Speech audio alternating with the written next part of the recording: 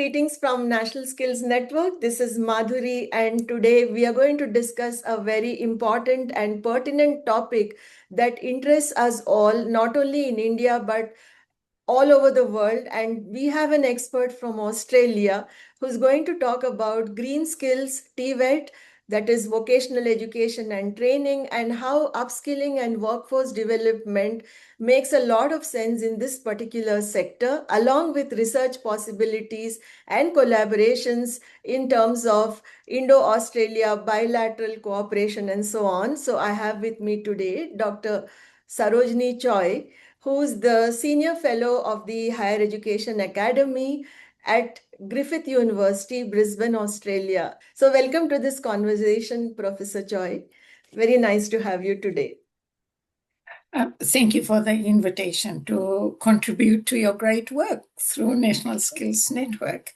Thank you. And I'm so glad you have always been appreciating our work for a long time. And that's such a boost for all of us to carry on doing what we do and keep going. So I just mentioned about green skills. And when we talk about green skills, one of the important points that comes to my mind is from United Nations, where it says that green skills are the knowledge, skills, abilities, values, and attitudes needed to live in, develop, and support a sustainable and resource efficient society. So in a way, we are touching upon a very holistic kind of skilling where technical skills, transferable skills, values, attitudes, so many things get attached. So now, based on your research across various countries, how do you define this concept, and how do you interpret it in terms of TVET, vocational education and training, especially for the, let's say, the higher education segment? Thank you, Dr. Dubey. I'm glad you starting with talking about some definitions. What I have noticed is that one of the main shifts internationally is that green skills are no longer seen as technical skills for a few specialist sectors such as renewable energy, e-mobility, waste management, or green construction. Instead, they are increasingly understood more broadly as a mix of technical skills and transversal capabilities. Interestingly, this includes systems thinking. It also includes problem solving, adaptability, environmental responsibility, and digital and green literacy. In other words, sustainability is no longer a standalone issue. It cuts through environmental, economic, social, and technological system. And this is pushing education systems to embed green skills across curriculum, pedagogy, assessment, research, partnerships with industries and communities, and even campus operations. I believe this change is especially important in TVET and higher education, where institutions are expected to not only prepare future-ready graduates for green jobs, but also to contribute to innovation, applied research, and more sustainable ways of working across society.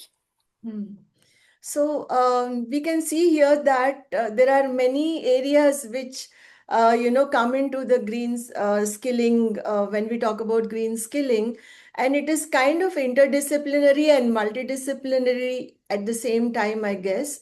So when we are embarking on such an activity or such an initiative, what would be some of the key challenges institutions are likely to face? Let's say when they are consciously translating green skill frameworks into practical curriculum, when they have to make a syllabus, like you already mentioned, assessments, curriculum, syllabus, and many other things which go into training and education. Yeah. Let me start from a much broader level.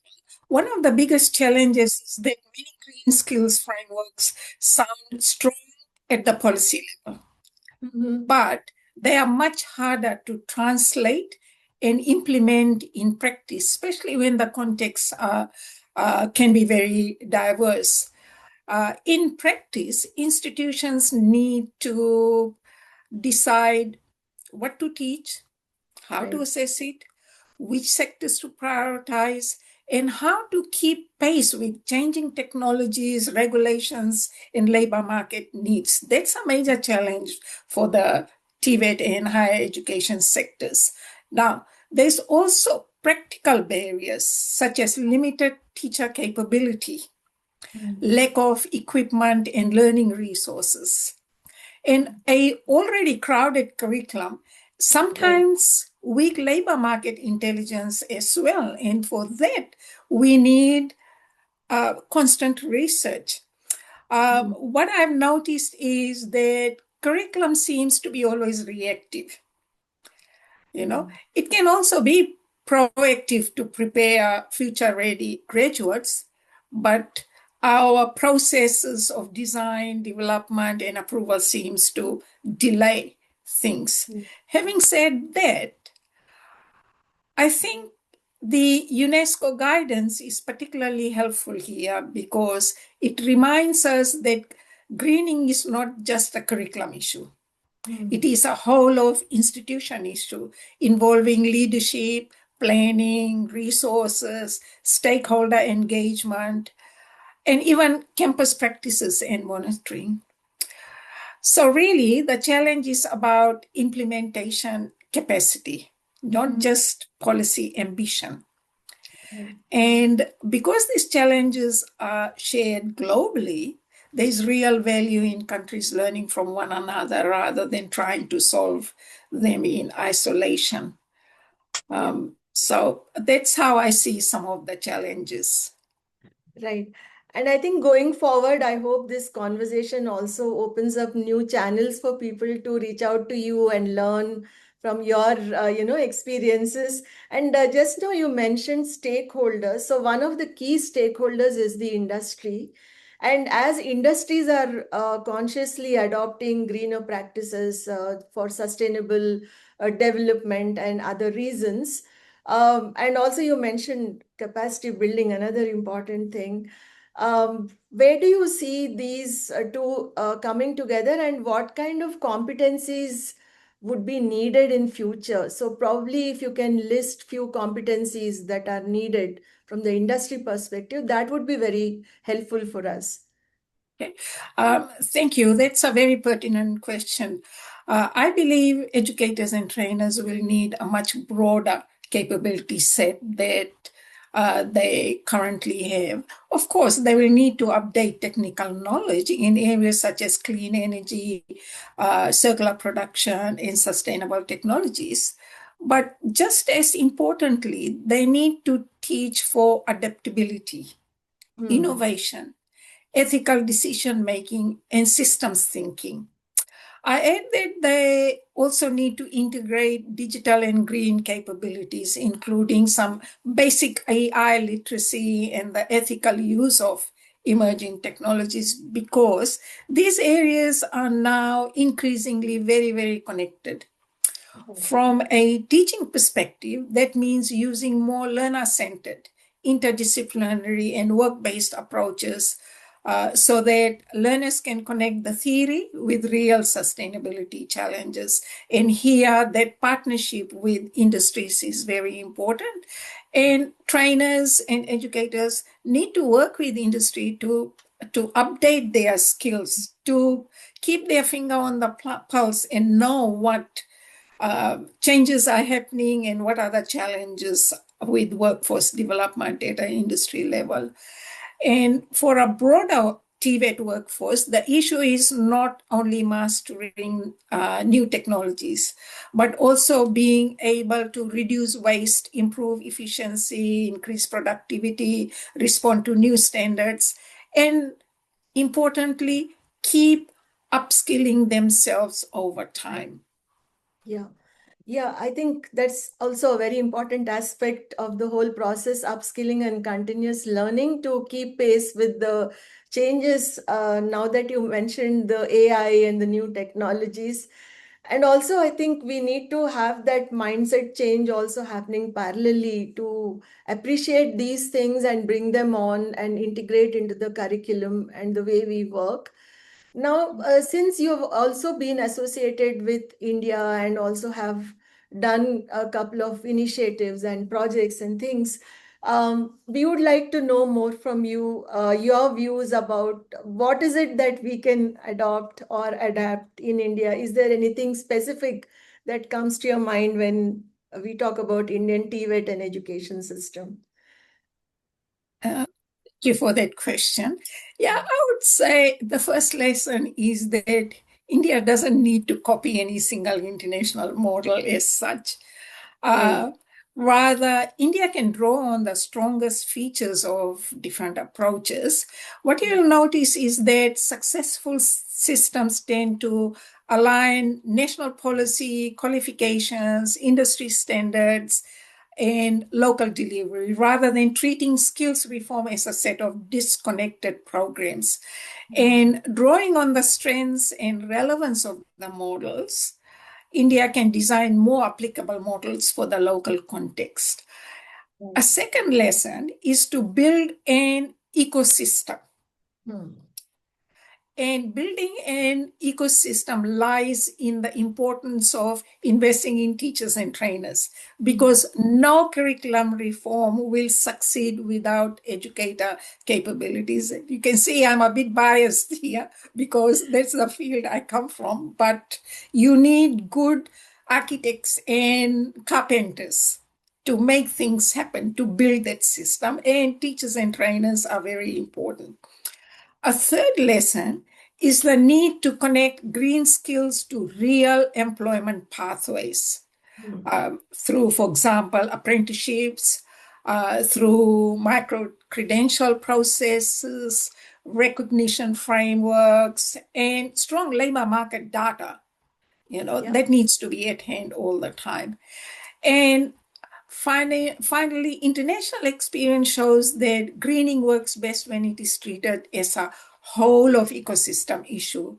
Hmm. And also that it's supported by leadership, by Right. the international culture or institutional culture, by partnerships, and through flexible delivery. This is especially relevant in a country like India, given its scale, diversity, and regional variations. Right. I also believe that India has a capacity to innovate and lead some of the models of delivery. There's no need to always rely on international models. There are some very interesting things happening in India already, and I think other countries can learn a lot from that. Yeah, thank you so much for sharing this kind of, the perspective on the developments in India. And yes, there are quite a few initiatives right from the policy to the implementation part which are going on. And we would be very happy to feature some of them whenever we get to know about them through our platform also. Because this is such an important area right now for all of us to go deeper into. One of the points which we you just mentioned is also concerning research innovation. And yeah, it's true that we need not reinvent the wheel, and if it has been done elsewhere. So this is where I think collaborations mean a lot and they matter so much. So what's your view on, having such collaborations? Do you see opportunities where there can be mutual exchanges and more collaborations to work together and strengthen and, something which benefits both the countries? Yeah, absolutely. That's a great question. I think there is enormous scope for international collaboration in this space, and that can include comparative research, curriculum innovation, educator development, skills anticipation, and also green enterprise development. And one of the real benefits of collaboration is that countries don't have to start from scratch. They can learn from what is already working in areas such as green qualifications, circular economy skills, inclusive workforce pathways, and the combined green and digital transition. There are some very good examples in Indonesia, for example. For instance, I've worked with some people over there. Similarly, in other Asian nations, there are excellent examples. I'm mentioning Asian nations because there are some common contextual, so-called contextual situations very similar to that in India. Collaboration is also important for building stronger evidence about which skills are emerging, which groups may be left behind, and how institutions can respond more quickly. Because nowadays, at a global level, we need to constantly think about inclusion and sustainability. So, and one other point is the importance of ensuring that TVET trainers and teachers are also have research skills, because Yes. they need to research their own practice. Research doesn't have to be done by a separate group and then they come and inform. I think teachers and trainers are professionals, and if they have research skills, they can collaborate within their communities, collaborate with other communities and professional bodies, and do research to inform their practice. So for India, partnerships with universities, international networks, development agencies, funding agencies, industry and communities, this can be very practical way of accelerating both innovation and capacity building while still adapting solutions to local context. Now, I've got quite a few networks, happy to share those with you or with groups that want to work with them. Yeah, yeah, we would definitely request you to share the links and more information. We can include them in the description for this video and even on our website when we publish this. That would be very helpful. And one of the points which you just mentioned will stay back with me for long, especially is to do with the research part of it, and also the teacher's potential to do something like action research or reflective Yeah. research, which I think is inbuilt in the profession itself, which probably doesn't get tapped because of the kind of work profile that they have. Most of the time they're busy and do so many things. But I guess this would be one of the ways, to open up a new channel for looking at green skills in a different way. Okay, you just mentioned about the scope for international collaboration and many opportunities. Could you please tell us if you have recently done any programs on upskilling and capacity building from which we can also learn more? Okay. I mentioned to you about research capacity building of TVET trainers and educators or teachers. Um, Recently, I delivered a workshop on critical participatory action research to some practitioners in Hong Kong. This short course, it can be packaged with micro credentials. What it does is it skills and empowers practitioners to do their own research. And so the idea is to work as part of a community.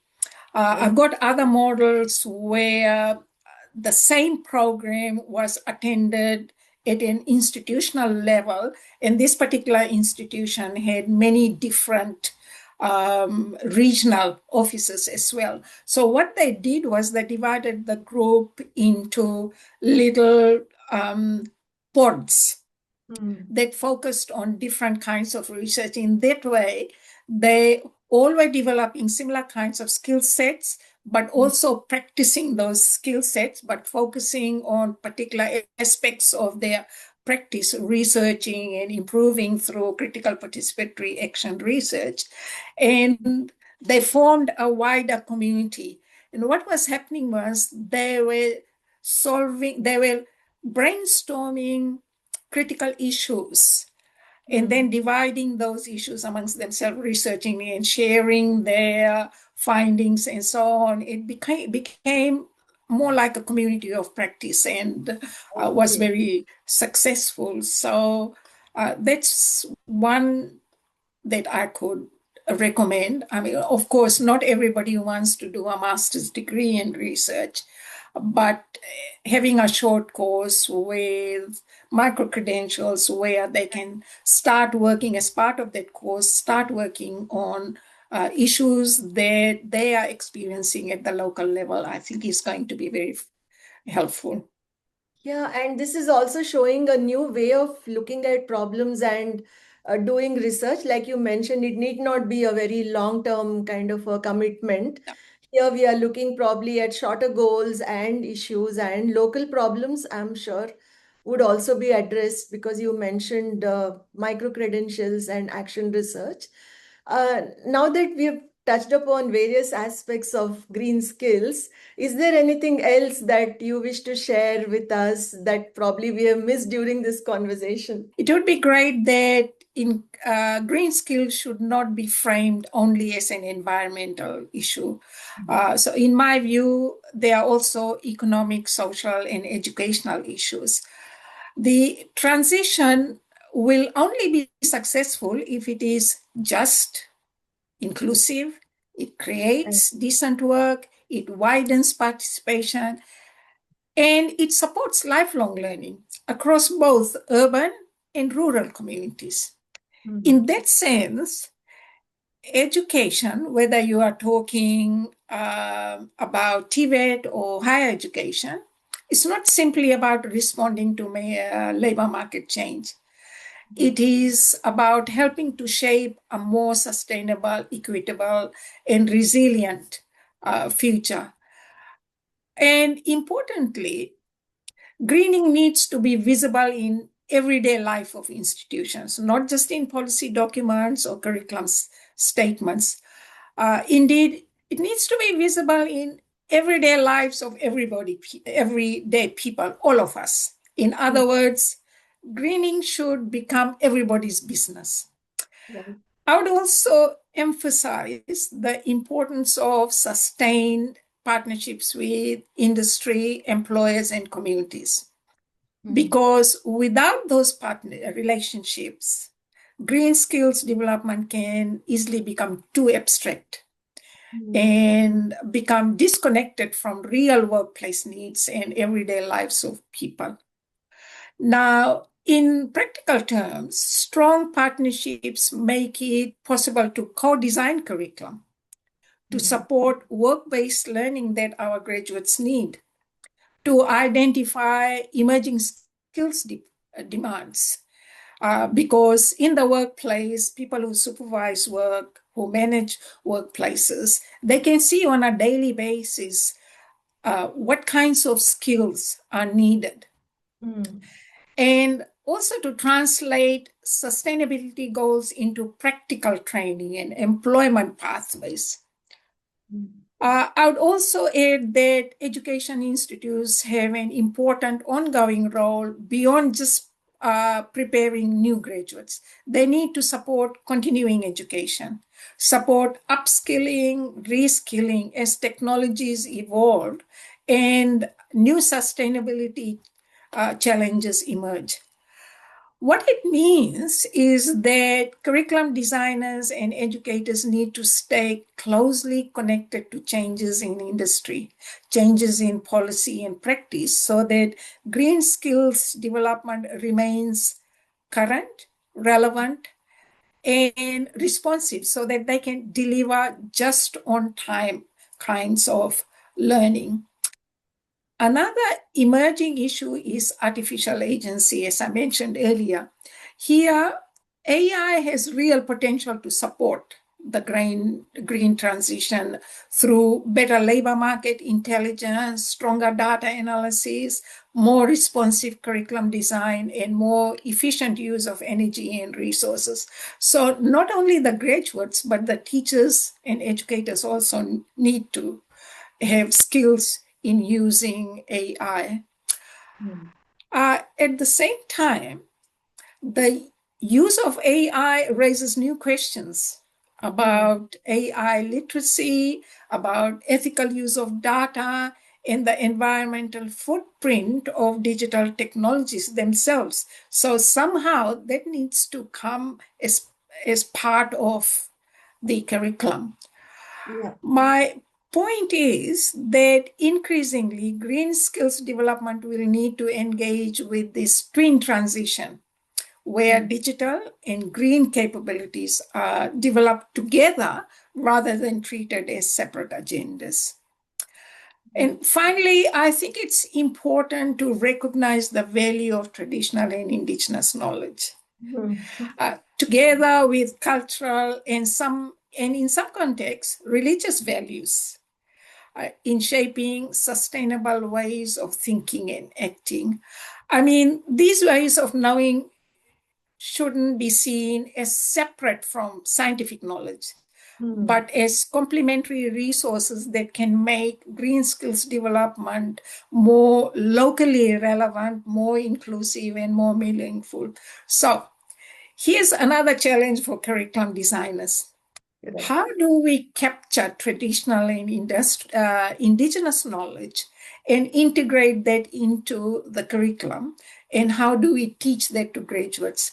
I Hmm. think this calls for some research to develop a few case examples, and maybe India can lead with that. Yes. Yeah. So, in closing, we want green skills development to have lasting impact. Hmm. And that means it needs to be socially grounded, very context responsive, and open to multiple knowledge systems. And Hmm. as I said earlier, it must become everybody's everyday business. Hmm. Right. Thank you so much. These practical tips and all the advice you gave us, and these are all very, relevant action items, which I'm sure many of our audience can pick up and start implementing it. And we are really glad that, we could have this conversation with you and go into many practical details as well. So thanks once again for joining us today and sharing your views, your perspectives, and telling us so much about green skills, green research, and what it has in store for a sustainable and global, kind of a perspective on skill development and education. And thank you, Dr. Dubey, for inviting me for this small contribution. Many thanks. Thank you. And to our audience, in case you haven't subscribed to our YouTube channel, please do so right away so that you don't miss any updates from us and you will stay updated.